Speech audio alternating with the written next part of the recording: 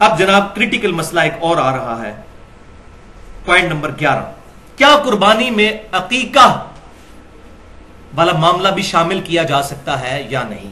کیونکہ اکثر ہمارے معاشرے میں ہو رہا ہے کہ وہ 6 حصے رکھے ہوتے ہیں گائے کے اور 7واں رکھ دیتے ہیں قربانی کے ساتھ 7واں عقیقے کا بھی، لڑکی ہو تو 1 رکھ دیا، لڑکا ہوا تو 2، حالانکہ دنیا کی کسی حدیث کی کتاب میں ضعیف سند کے ساتھ بھی کوئی ایسی روایت موجود نہیں ہے کہ یہ معاملہ کیا جائے گا عقیقے میں۔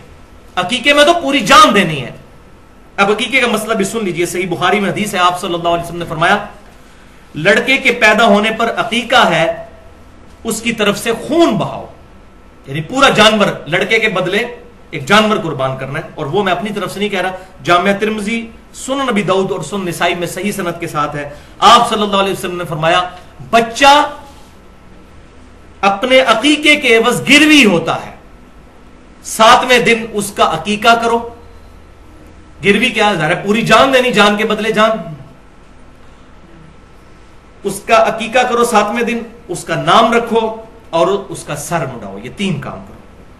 اور تیسری حدیث جامعہ ترمذی، سنن نبی داؤد اور سنن نسائی میں موجود ہے، آپ صلی اللہ علیہ وسلم نے فرمایا لڑکے کی طرف سے 2 بکریاں یا بکرے اور لڑکی کی طرف سے 1 کرو۔ اور جامعہ ترمذی میں ڈیٹیل ساتھ موجود ہے کہ آپ صلی اللہ علیہ وسلم نے فرمایا کہ اس میں نر اور مادہ میں کوئی مسئلہ نہیں، نر بھی کر سکتے ہو اور مادہ بھی۔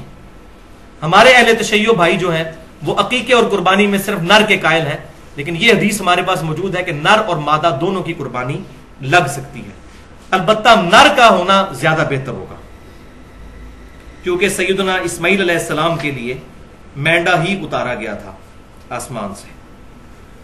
تو یہ عقیقے والا مسئلہ میں نے کلیئر کیا۔ تو سنن الکبریٰ البہیقی میں صحیح سند کے ساتھ موجود ہے کہ آپ صلی اللہ علیہ وسلم نے اعلان نبوت کے بعد اپنا عقیقہ کیا۔ اس سے یہ بات ثابت ہوئی کہ اگر کسی شخص کو زندگی میں عقیقہ کرنے کی استطاعت نہیں ملی، اس کے ماں باپ کو نہیں تھی، بعد میں اس کو مل گئی، تو اب وہ اپنا عقیقہ خود کر سکتا ہے بڑی عمر میں بھی پہنچ کر۔ لیکن جان بوجھ کر لیٹ کرنا، جی منڈے دا چاچا آ رہا ہے تو منڈے دا تایا پہ آندا ہے باہروں تو عید تو بات کریں گے، فلانے تو بات کریں گے، یہ بات نہیں، ورنہ وہ اس کے بعد تو عام صدقہ ہوگا۔ 7ویں دن ہی عقیقہ کرنا ہے، یعنی بچہ اگر سوموار کو پیدا ہوا تو عقیقہ اتوار کو ہوگا، بچہ اگر اتوار کو پیدا ہوا تو عقیقہ ہوگا ہفتے والے دن، 7ویں دن۔ اور رات میں اگر بچہ پیدا ہوا ہے تو وہ اسلامی دن جو ہے وہ مغرب سے شروع ہو جاتا ہے، اس کا بھی اعتبار کرنا ہوگا۔ پوائنٹ نمبر 7، قربانی کا وقت کب شروع ہوتا ہے؟ تو صحیح بخاری اور صحیح مسلم میں حدیث ہے کہ آپ صلی اللہ علیہ وسلم نے بیان فرمایا کہ جس نے عید سے پہلے ذبح کیا اس نے اپنے اور اپنے گھر والوں کے لیے ذبح کیا، اور جس نے عید کے بعد ذبح کیا، عید کی نماز ہونے کے بعد، نماز پڑھنے کے بعد، اس کی قربانی مکمل قربانی ہے اور مسلمانوں کے طریقے پر ہے۔ جبکہ دوسری حدیث صحیح بخاری اور صحیح مسلم میں ہے کہ جو شخص عید سے پہلے قربانی کر لے تو وہ بعد میں دوبارہ قربانی کرے۔ اب اس سے بھی بات ثابت ہوتی ہے کہ یہ بڑی تاکیدی سنت ہے، ورنہ دوبارہ کرنے کی ضرورت ہی کوئی نہیں تھی، تو فرمایا دوبارہ کرے، بخاری اور مسلم میں ہے۔ پوائنٹ نمبر 8، آپ صلی اللہ علیہ وسلم کی صحیح مسلم میں حدیث ہے کہ آپ صلی اللہ علیہ وسلم نے فرمایا کہ اللہ نے ہر شے پر احسان کرنے کا حکم فرمایا ہے، لہذا جب تم ذبح کرنے لگو تو اچھے طریقے سے ذبح کرو اور اپنی چھری کو بھی تیز کر کے جانور کو آرام پہنچاؤ، کھنڈی چھری نہ پھیری جائے، تیز چھری۔ اور اس میں بھی پورا پھر جانور نہیں کاٹا جاتا، اسپائنل کارڈ تک کاٹا جاتا ہے، اس کو چھوڑ دیا جاتا ہے تاکہ جانور جو ہے اس کے اندر اس کے سر سے جو سگنل نکلنے ہیں پورے جسم کے ساتھ رشتہ برقرار رہے، تو وہ تھوڑا کانپتا ہے تو جسم کی نسوں میں جو خون ہے وہ بھی باہر نکل جاتا ہے، جو بیمار خون، بیماریاں پیدا کرنے والا خون ہے، یہی ذبح کے اندر حکمت ہے۔ تو جھٹکے والا جو ہے معاملہ یہ اسلام میں نہیں ہے۔ اب اسی کانٹیکسٹ میں ایک حدیث ہے مصنف عبد الرزاق کے اندر کہ سیدنا عبداللہ بن عمر رضی اللہ تعالی عنہما اس جانور کو کھانا مکروہ سمجھتے تھے جسے قبلہ رخ کر کے قربان نہ کیا گیا ہو، حرام نہیں، مکروہ، کراہت سمجھتے تھے، قربانی تو ہو جائے گی لیکن وہ ذبیحہ، ایسا ذبیحہ جو قبلہ رخ ہو وہی بہتر ہے۔ لہذا جب مرغیاں لینے بھی جائیں تو اس وقت بھی اہتمام کر لیا کریں، قبلہ رخ کریں، لیکن اگر کوئی نہیں کرتا تو قربانی جو ہے یا اس طریقے سے ذبیحہ تو ہو جائے گا۔ الحمدللہ ساری امت اسی پر عمل کرتی ہے کہ اس کی ٹانگیں جو ہیں وہ باندھ کر جو ہے وہ قبلہ رخ کر دی جاتی ہیں، پھر اس کی گردن بھی تاکہ قبلہ رخ اس کا ہو۔ پوائنٹ نمبر 9، تکبیر کے الفاظ کیا ہو. تو صحیح بخاری اور صحیح مسلم کی متفق علیہ حدیث ہے، آپ صلی اللہ علیہ وسلم نے 2 چتکبرے مینڈے قربان کیے اور آپ صلی اللہ علیہ وسلم نے ان کو زمین پر لٹا کر ان کے پہلوؤں پر اپنا پاؤں مبارک رکھا. پھر آپ صلی اللہ علیہ وسلم نے بسم اللہ اللہ اکبر پڑھ کر اپنے مبارک ہاتھوں سے ان کو قربان کیا. تو یہ تکبیر متفق علیہ ہے اہل سنت اور اہل تشیع کے ہاں. بسم اللہ واللہ اکبر، اللہ کے نام کے ساتھ اور اللہ کے لیے ہی تمام بڑائیاں ہیں. صحیح مسلم میں حدیث ہے کہ سیدہ عائشہ کہتی ہیں کہ آپ صلی اللہ علیہ وسلم نے چھری تیز کروائی اور جب ذبح کا ارادہ کیا تو آپ صلی اللہ علیہ وسلم نے اللہ کے حضور دعا کی، بسم اللہ، اللہ کے نام کے ساتھ، اللہم تقبل من محمد صلی اللہ علیہ وسلم و آل محمد صلی اللہ علیہ وسلم، اے اللہ اسے قبول فرما محمد صلی اللہ علیہ وسلم کی طرف سے اور آل محمد صلی اللہ علیہ وسلم کی طرف سے، یعنی پورے گھر کی طرف سے. اور آپ صلی اللہ علیہ وسلم کی کم از کم 9 بیویاں تو تھی، پورے گھر والوں کی طرف سے آپ صلی اللہ علیہ وسلم نے ایک، اس میں الفاظ موجود ہے، سینگوں والا چتکبرا مینڈا قربان کیا. اور ساتھ ہی حضرت عائشہ نے بتایا چتکبرے سے مراد یہ ہے کہ اس کی پیٹ، آنکھیں اور ٹانگوں پر کالے نشانات تھے، جس کو ہم کہتے ہیں کالا چٹا. چتکبرا مینڈا قربان کیا اور پھر فرمایا اللہم تقبل من محمد و آل محمد و من امت محمد صلی اللہ علیہ وسلم، اور ساتھ فرمایا امت محمد صلی اللہ علیہ وسلم کی طرف سے بھی اللہ قبول فرما.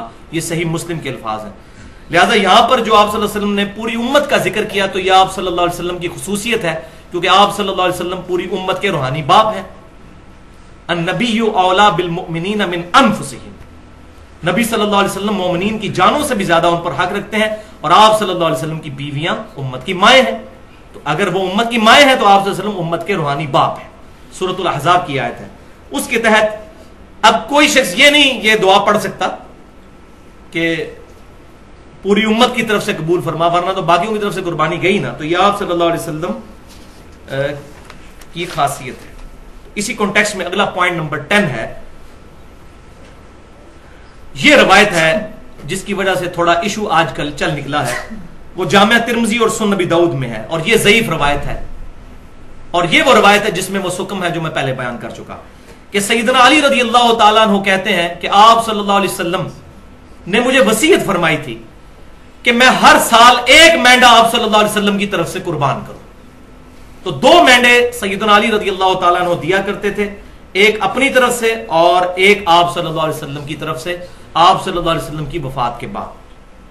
تو اس حدیث میں وہی شریک بن عبداللہ القاضی جو ہیں وہ مدلس راوی ہیں اور ان سے روایت کر رہے ہیں، اور مدلس کی ان والی روایت ضعیف ہوتی ہے جب تک سما کی تصریح نہ ہو. صحیح مسلم کے مقدمے میں یہ پیٹ رول ہے، اور یہی رول ہے جس کی وجہ سے وہ خطرناک روایت بھی ضعیف ثابت ہوتی ہے جو مسند امام احمد میں ہے اور الادب المفرد امام بخاری کی اس میں بھی موجود ہے، اور مشکات المصابی میں بھی انٹرنیشنل نمبرنگ کے مطابق 4902 نمبر حدیث ہے. اب یہ حدیث میں اس لیے کہہ رہا ہوں کہ وہ روایت درج ہے لیکن یہ ضعیف ہے کہ آپ صلی اللہ علیہ وسلم نے فرمایا جو شخص اپنے جاہلی نسب پر فخر کرے تو اس کو کہو کہ اپنے باپ کا عضو تناسل کاٹ کے اپنے منہ میں رکھ لو، اور یہ بات کنائے سے نہ کرو، ڈائریکٹ کرو. ولیعوذ باللہ آپ صلی اللہ علیہ وسلم کبھی یہ بات نہیں فرما سکتے. وَإِنَّكَ لَعَلَىٰ خُلُقٍ عَظِيمٍ، اور بخاری مسلم کی متفق علیہ حدیث ہے آپ صلی اللہ علیہ وسلم میں کنواری لڑکیوں سے زیادہ شرم و حیا تھی. یہ ہو ہی نہیں سکتا. تو اس روایت میں حسن بصری مدلس ہیں اور ان سے روایت کر رہے ہیں. اگر یہ کسی نے صحیح ماننی ہے پھر وہ بھی صحیح مانے گا. تو یہ روایت بالکل ضعیف ہے. اور امام ترمذی رحمۃ اللہ علیہ بھی اس روایت کے تحت 1495 نمبر روایت کے تحت ایک مسئلہ بھی انہوں نے سالو کیا ہے کہ عبداللہ بن مبارک رضی اللہ تعالیٰ عنہ کا قول ہے رحمۃ اللہ علیہ، جو تبع تابعین میں سے ہیں، المتوفا 181 ہجری، امام حنیفہ رحمۃ اللہ علیہ کے شاگردوں میں سے ہیں. وہ کہتے ہیں کہ میت کی طرف سے قربانی کرنا درست نہیں ہے اس حدیث کے کانٹیکسٹ میں. یعنی انہوں نے اگر اس حدیث کو لیا بھی تو نبی صلی اللہ علیہ وسلم کے ساتھ خصوصیت کے طور پہ کہ آپ صلی اللہ علیہ وسلم کی طرف سے چلو قربانی کر دی. کسی کو اگر ذوق کلیئر نہیں اس حدیث کا، کوئی بدعت کا فتویٰ نہیں، آج بھی کوئی کر لیتا ہے جس کو یہ بات پتہ نہیں ہے. ہاں پتہ چل جائے پھر بچنے میں عافیت ہے، بدعت کا فتویٰ ہم پھر بھی نہیں لگاتے. تو عبداللہ بن مبارک کہتے ہیں کہ میت کی طرف سے قربانی نہ کی جائے، البتہ میت کی طرف سے جو جانور ذبح کیا جائے گا وہ صدقہ پھر ہوگا. اور پھر فرمایا کہ اس سارے کو ہی قربان جو کیا ہوا جانور ہے سارے کو ہی پھر صدقہ کرنا ہوگا, اپنے پاس نہیں رکھ سکتے کیونکہ صدقے کا گوشت ہے. اور اس میں یہ بات یاد رکھیے, یہ بکرا بھی پھر الگ سے کرنا ہوگا.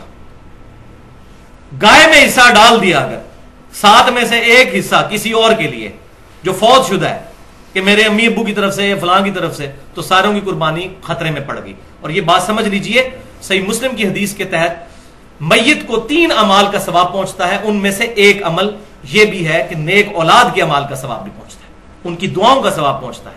دوسرا, علم کی بات جو اس نے اپنی زندگی میں کی وہ ملنا بھی چاہیے. اور تیسرا, صدقہ جاریہ جو اپنی زندگی میں کوئی اچھا کام کیا. لیکن یہ جو بات ہے تو آٹومیٹکلی اگر ہم قربانی کرتے ہیں, ہمارے ماں باپ زندہ ہیں یا فوت ہو چکے, ان تک ثواب پہنچے گا. اور پوری امت کی قربانی کا ثواب آپ صلی اللہ علیہ وسلم تک بھی پہنچے گا, کیونکہ آپ صلی اللہ علیہ وسلم ذریعہ ہدایت بنے ہمارے لیے, اس میں کوئی شک ہی نہیں ہے. ہمارے ہر عمل کا ثواب آپ صلی اللہ علیہ وسلم کے نامہ اعمال میں بھی جاتا ہے, الگ سے کرنے کی ضرورت نہیں ہے.